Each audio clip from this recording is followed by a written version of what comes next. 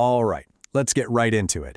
Today we're talking about something we've all felt in our guts, that terrifyingly small margin for error on our roads.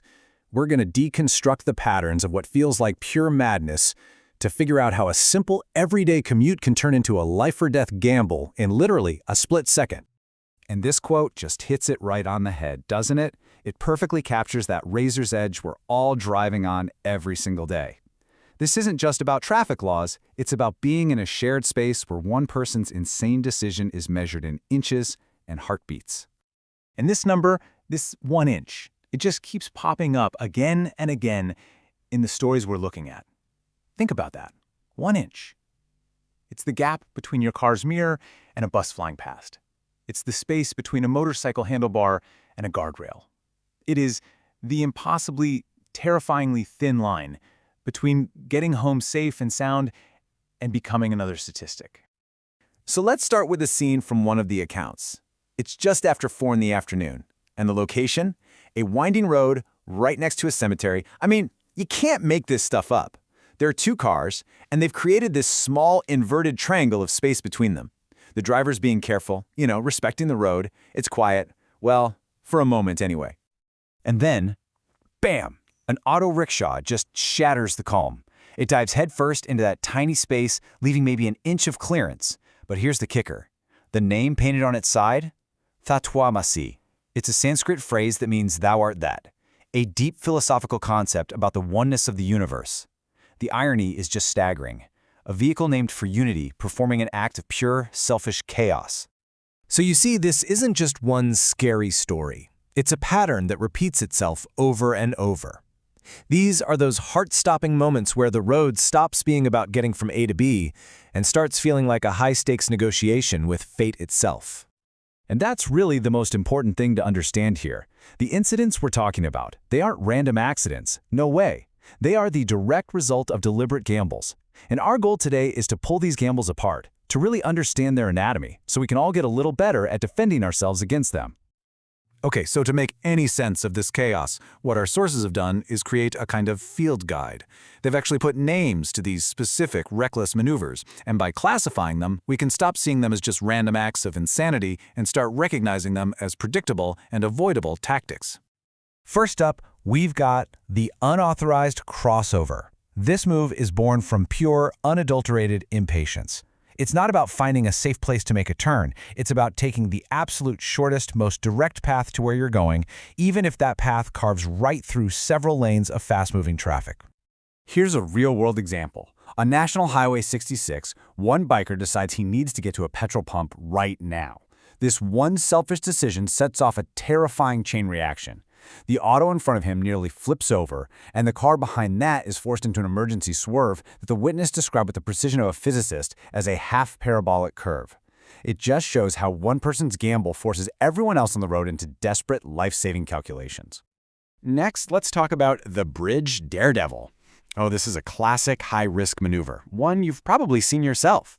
It usually happens on narrow roads or bridges, places where your visibility is terrible and there are absolutely no escape routes. It's just a pure display of aggression, trading every ounce of safety for just a few seconds of getting ahead. And here's the story that gave this move its name. A powerful KTM motorcycle just blasts past a car right at a bridge entrance. And that gap again, you guessed it, just 1 inch. The driver's description is just perfect and chilling, knocking on heaven's door. I mean, what a terrifyingly accurate way to put it. Okay, our third type is the gladiator. Now this one isn't about speed, it's all about pure dominance. This is when a huge vehicle, usually a bus or a truck, uses its sheer size to intimidate everyone and just force its way through spaces that it was never meant to fit in. It basically turns a normal traffic stop into its own personal arena. The source material describes a bus at a red light just lunging into this tiny triangular gap between a car and an auto. And there it is again, that 1 inch clearance. Pedestrians who are just trying to cross the road are forced to literally freeze in terror. The driver is acting like a gladiator, and everyone else, drivers, pedestrians, you name it, are just spectators in a deadly game they never ever agreed to play. So, beyond these individual crazy maneuvers, the sources point to something even deeper, a kind of geometry of chaos. This is all about how the physical arrangement of cars and the design of the road itself can create these predictable, high-risk traps just waiting to be sprung. This next scenario is a perfect example. We've got a simple traffic slowdown in a school zone. Two auto rickshaws and a car, without even realizing it, form a very specific geometric shape, a half trapezoid. And this shape creates a pocket of space that should be a safety buffer. But for one reckless rider, that safety buffer looks like a racetrack. A speeding bike dives right into the center of this formation, pulling off what the witness brilliantly called a serpent slither, a crazy high-speed S-curve through a space that barely even exists. It's a perfect illustration of how a totally normal traffic pattern can become a deadly puzzle, all because one person decides to ignore the rules. You know, sometimes the road itself almost feels like an accomplice to the crime. Let's take a look at the physics of a banked S-curve. This is where a design that's actually meant to keep us safe can be turned into a double-edged sword by reckless driving. So there are two separate moments of danger here. The first sword is the bike making a risky overtake on the curve. But then comes the second sword. As they both move through the curve, the road's banking, that slight tilt designed to help cars turn safely, actually starts forcing both vehicles onto a collision course. The very design of the road becomes the second threat. So, okay, after dissecting all of this madness, what can we actually do about it? Well, this next section is all about survival. Because being able to recognize these patterns of recklessness isn't just some interesting thought exercise. It is the absolute first step toward building a real defensive strategy. But what happens when it's not just random chaos?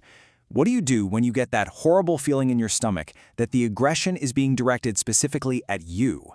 One of the sources actually details this chilling scenario of a coordinated pursuit on the road. The advice here is crystal clear, and it could literally save your life. First, do not engage. Don't escalate. Your car is not a weapon. It is your escape route. The goal here is not to win the encounter, it's to survive it, by getting yourself to a safe, public place as quickly and as calmly as you possibly can.